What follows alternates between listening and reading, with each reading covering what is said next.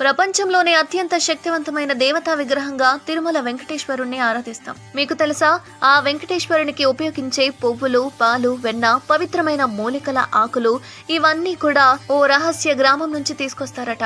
అక్కడ ఉండే గ్రామస్తులకు తప్ప ఈ రహస్య గ్రామం మరెవ్వరికీ తెలియదు. మరొక విచిత్రం ఏంటంటే, తిరుమల తిరుపతి దేవస్థానంలో గర్భగుడిలో శ్రీవారి విగ్రహం భక్తులకు గర్భగుడి మధ్యలో ఉన్నట్లే కనిపిస్తుంది. కానీ నిజానికి శ్రీవారి విగ్రహం గర్భగుడి మధ్యలో ఉండదు. గర్భగుడికి కుడివైపు మూలలో శ్రీవారి విగ్రహం కనిపిస్తుంది. సరిగ్గా గమనిస్తే అది మీకు స్పష్టంగా తెలుస్తుంది.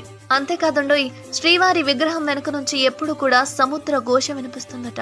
ఇదొక నమ్మలేని నిజంగా చెబుతుంటారు అక్కడి అర్చకులు. అంతేకాదు, శ్రీవారి సేవ చేసే అర్చకులకు తప్ప సాధారణ భక్తులకు ఆ అవకాశం అయితే లభించదు. కానీ స్వామివారి విగ్రహం వెనుక చెవిపెట్టి వింటే ఇది స్పష్టంగా తెలుస్తుందని అర్చకులు చెబుతున్నారు.